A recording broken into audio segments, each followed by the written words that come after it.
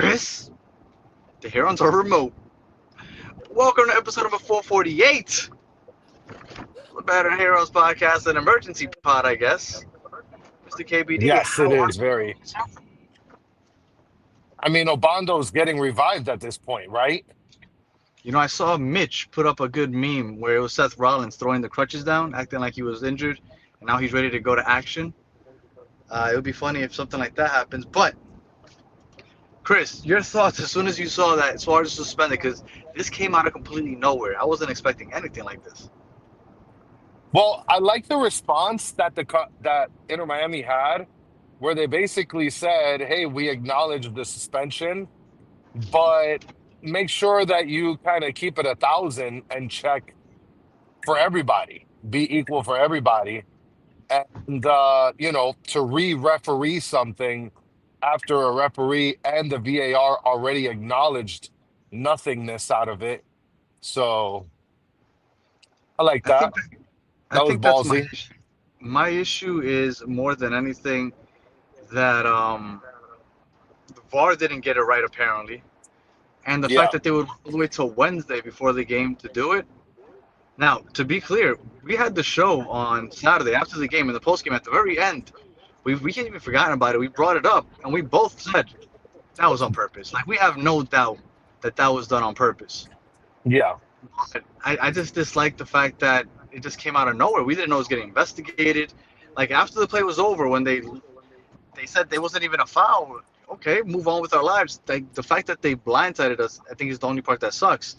Do I think it's deserved? I mean, it was a pretty dirty play in my opinion. But I just hate that they blindsided us the way they did. Well, and people are putting in the comments here, no yellow allowed. And I'm not wearing yellow technically, it's gold, I think. Ooh, I'm wearing pink. And yeah, I'm a Nashville fan. Get out of here. Me M5860 is saying happy with the suspension. I mean, look, a lot of people are saying this could be a blessing in disguise, which it could be, right? No, it I can't. mean, it could. Look, I'll tell you it's not because I think Luis Suarez offers more than what everybody else thinks. Everybody hates on Luis Suarez. We're going to be missing a lot of productivity up there, whether it's, Absolutely. you know, whether people He think that he's creates not scoring space. goals or not. He He creates creates space space. in the box for Yeah, others.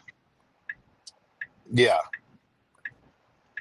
No, Look at I don't this. think because I have seen those comments. I have seen those tweets about how, oh, you know what, but we might be better off. I don't look. I've never made any like excuses about my thoughts on how I feel about Luis Suarez. I've always said I'm not a fan. I don't like the guy. I don't like him on the pitch. He's great, but I Yeah. do not like the guy because this is what I expect from him. I expect a dirty player doing dirty things. And honestly, I think that if this is anybody else, I think they might not. They might do what they did with the Infray. Here's a fine. Here's a fine because that was a dick move. But because it's Luis Suarez and he constantly does this, that's why he got suspended. I honestly believe that that's why he got suspended. It was his Well, reputation. it's because it's him, right? It's Luis Suarez. Like he essentially did an extra mule kick. And but unfortunately, I mean they covered it and they said nothing happened or they didn't make anything out of it in the game. And after that, I mean, how many people from Nashville's organization had to be calling MLS and say and complaining to them, like, have you guys taken a look at this? Did you guys see the replay? For sure, there must have been 1,000 complaints to the MLS offices. I don't think so. I think this caught Nashville fans by off guard also. I don't think anybody expected this. Was that at any point did it get reported that that this was being reviewed? I don't remember seeing anything about this. Well, nobody reported it, nobody put it out on blast. But again, for this to be reviewed, there had to be someone that brought it up to like the refereeing committee. I mean, where do they make this decision? Is it a conference room with 12, 16 rolly chairs? Like, think about that for a second. They gathered a committee together and put them in a conference room and said, "We need to discuss this. This suspension needs to be made just a couple days before the game." That's a disaster. Look, and Jay Vasquez here saying that they said they did not agree that the IMCF said that they did not agree because they reviewed it again after the fact since it was reviewed off the VAR, and that's true. Like, so do we not take VAR seriously anymore if they got it wrong? Because if it's an infraction that could lead to a one-game suspension in the most crucial game of the year, and I'm Yeah. not saying I agree with it, but I'm saying like, if it's that level of egregious of a foul, and then VAR gets it that wrong, what are we really saying about the people that are roughing the games and controlling VAR as it happens? They can't be trusted. Because if it was that level of egregious that they get suspended for the most crucial game of the year, but when you watched it live, you're like, it's okay, he can keep playing, no foul. Then what are we doing then? These Well, I people think, are equipped to be roughing some of these playoff games. I mean, how much do you think that they get paid to basically blunder this up? They're literally sitting in. I mean, I do not work at Hooters. I don't work at a bus depot either. I can show you guys the trucks, but I'm not going to because then you guys are going to know exactly where I work. Uh, well, look, do you look okay? I think that it was ridiculous that the refs got it wrong on Saturday. I think it's ridiculous that they randomly set it all the way on Wednesday, 3 days before the game that it's done. But you know what? It's over. That what's done is done. My question to you: do you think that it was a foul that deserved to be a suspension? I do look, I don't think it deserves to be a suspension. I do think that it deserved to be called a fine. I think on the field, if VAR would have reviewed it and found it excessive, they should have called it out and then given the yellow card after the fact. But in reality, it's to call it after this long is kind of bush league. And this is just something that they wanted to set a precedence on, I think. I think that this is. I think if it's anybody else, it's not a suspension. I think because of Spitgate and just the history of this player, and obviously you watch him do something like this, you can tell that the guy just doesn't learn his lesson. I think, Yeah. like you said, was um, to set a precedent, and not even a precedent because the guy's been suspended already. It's just basically saying like, dude, we're not putting up with this dumb crap you do. I don't even understand. Like, for somebody that has this reputation, you should be on your best behavior. You know, any dumb thing that you do is gonna come back. Like, why does he do these things? Why is he so dumb? I don't understand what goes through this guy's mind. Well, Well, and I hmm. think it's idiotic, and Stancy is here hoping that you have a safe drive. So I'll pull the comments up because I'm parked. Oh, I only Um, pulled one in when I was on a red light. Yeah. yeah. And I'll tell you, I think honestly, it's weird because again, it's because it's Suarez. If it was anybody else, there would have been a fine. But because it's Suarez, they wanted to make him an example, right? Um, Hmm.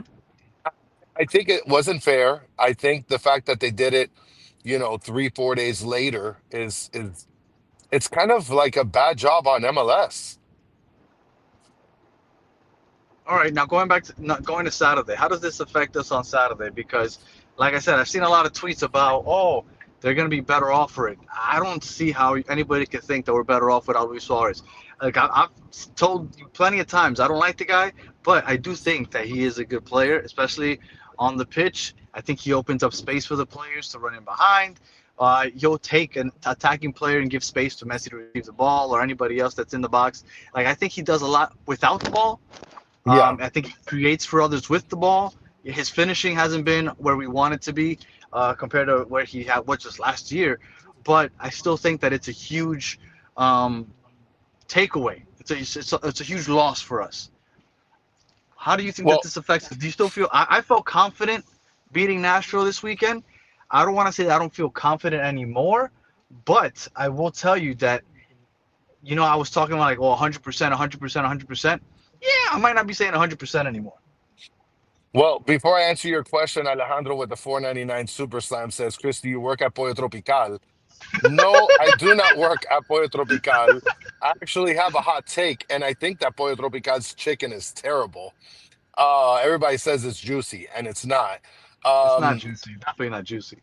Yeah, and I do not work at a Pollo Tropical, but thank you for asking that. Weird, good question, but weird one. I think honestly, the way that it's going to affect us is you're going to depend a lot more on the midfield. I really think that there's no way Bright doesn't see the pitch, Oh, I right? think he sees the Like, pitch now. I'm wondering if Jordi Alba plays left wing like he did one of those games that Suarez was suspended for the spit gate. yeah. I mean, I do think absolutely that they're gonna have to put Messi up left, Messi up top. They're gonna have to put Jordi Alba on the left. They're gonna have to put Allende on the right because I don't think Allende is gonna sit the bench. I mean that means that Noah Allen's gonna play like left center back. I What hope I that think they we don't. might see. Yeah, Sorry go to cut ahead. you off. I think we might see three in the back, or five, or however you want to call it, with Yeah. Skets playing that center, that middle center back. So it'll be Falcon to his Oh right, no, I can't. Morales to his left, Sergio. Well, you got three center backs. Then you That's have terrible. Bright and I'm blanking. Bright and DePaul in front of them, and then you have Jordi Alba playing that left wing back role, Ian Frey playing that right wing back role. Which I mean, it doesn't hurt, right? We're gonna have Frey and Alba helping up in the attack a lot more now that we don't have Suarez. So it's gonna be interesting. I think this made this a lot more interesting. Sorry, I was getting a call in the middle of that. It's okay. I think that this game has become a lot more interesting. Not that I'm discrediting Nashville, but I always thought that Inter Miami at home, they're gonna find a way to win because they just have to. Like I think that this team has dominated Nashville for the last 10 games, for the last 2 years, and I just don't see them losing two in a row to Nashville. But I do think that Luis Suarez's suspension makes things a lot more interesting. Well, I mean, you're just not going to get the open spaces that he offers to the team. You're not going to get the creative play when it comes to his passing ability because no matter what anybody says about him and his scoring or lack of this year, his productivity in terms of passing and distributing and getting people involved has probably been one of the best on the team. I'd Oh say yeah. for sure top two or three best distributors as far as creativeness is concerned. So we're going to be losing that big time. Do you think we go to three in the back?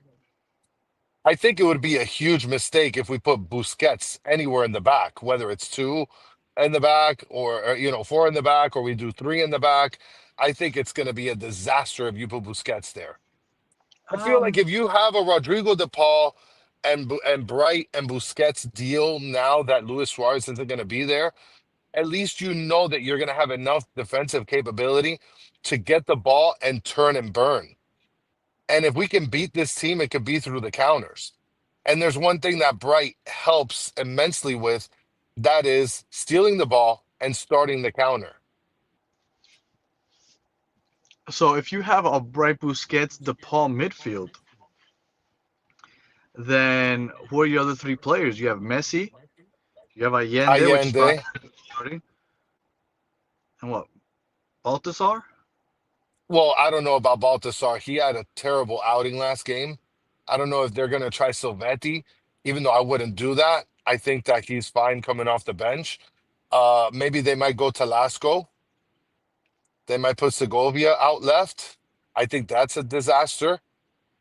I think you have no other choice either to do Baltasar.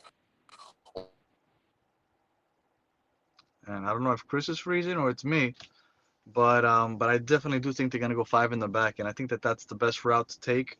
Um, and was that you, Chris? Sorry. Yeah, no, I'm getting calls like fucking crazy. I step out of work for 5 minutes and everybody's shitting their pants. Uh, Chris, Alejandro with the 999 super cent. Shout out to you. Appreciate you guys. Chris, sorry for my comment. Just trying to light up the mood. It's I have okay. bad feelings for the team this weekend. Don't apologize to Chris. What Mm, was the what comment was it that he was apologizing for? He was saying that I look like I work at Pollo Tropical. I What's mean, the look, the point of your yuca guys' balls are pretty good. The yuca balls are pretty good.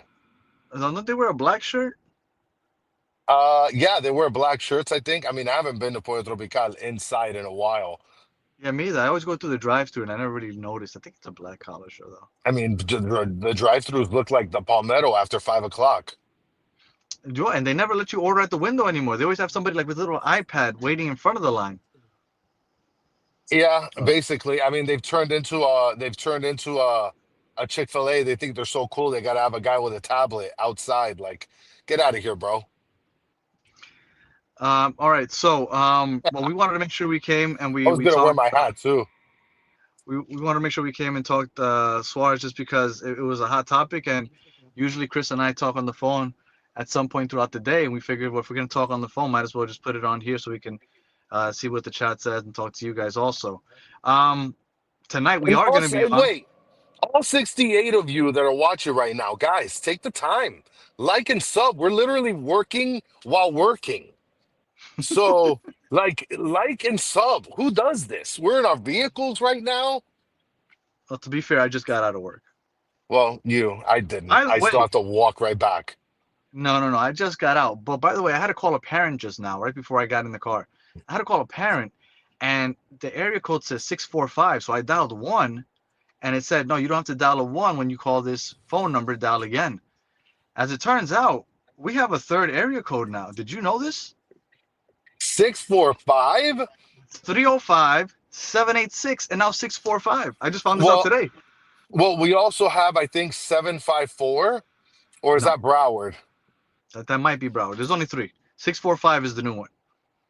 Ugh, that's a yucky ass area code. Yeah, 645 sounds weird. Yeah, look Yep. at this. Mitch is like saying a third area code. Absolutely, my friend. Yeah, yeah. I just found this out. I was trying to call that parent, and I kept getting that message, and I tried it without the one. Then I looked it up, and yeah, 645 is now the new area code here in Miami. So there you go. Now we got three. It's 305, 786, and 645. So this is all the late breaking news you're getting here with the battered herons. Look at that. Who you found out that there's a new area code. Now you can go and tell everybody you know. Like, oh, did you hear about this? Where did you hear about it? On the battered herons. Go ahead, like and subscribe. Come on, guys. Free 99. All right, so tonight we are going to be going live at 9:30 with two Nashville guests. We unfortunately cannot get Uncle Matt, even though he said he's going to try to jump on late so he can laugh at us, which is cool. So I'll send him the invite. I don't know if he'll make it, but we do have two guests coming on to talk about Game 3. So it's going to be a Royal Rumble, 2-on-2. So we'll see how that goes. So make sure that you join us at 9:30. Chris, do you have any final words about Luis Suarez? Do you think that if we if we lose in a hypothetical world, if we lose this game to Nashville on Saturday, did we just watch Luis Suarez play his last game against Nashville this past weekend? Like, is he? That's Nah, it. He done with Miami. listen, he's so desperate to finish his career with Messi. I wouldn't be surprised if he signs a Yannick Bright deal to stay here. If we lose on Saturday, I don't want to see him back. Not even for a Happy Meal? No, because we depend on him so much, and for him to keep doing dumb things like this, it's in his DNA. And at this point, I don't want him on the team anymore. After that, Yeah, I don't I wouldn't care either way. I mean, he is effective. Could we find something could we find something better, or a younger player maybe? Um but I mean, I don't care either other way while you road no, rage. no, no, no. I was honking at my wife. She just pulled up. Oh, All right, okay. so Chris, appreciate you taking time out of Pollo Tropical, your lunch break, I guess, of Pollo Tropical to Oh, join the my show. management of chicken.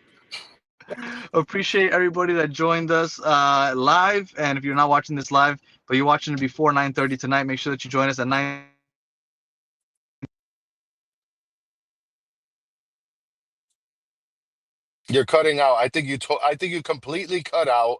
I So think that your mic. that's it for us. Oh, And I'm going to close it out here, Chris. all right, let's get So to it. until the next one, have a good one.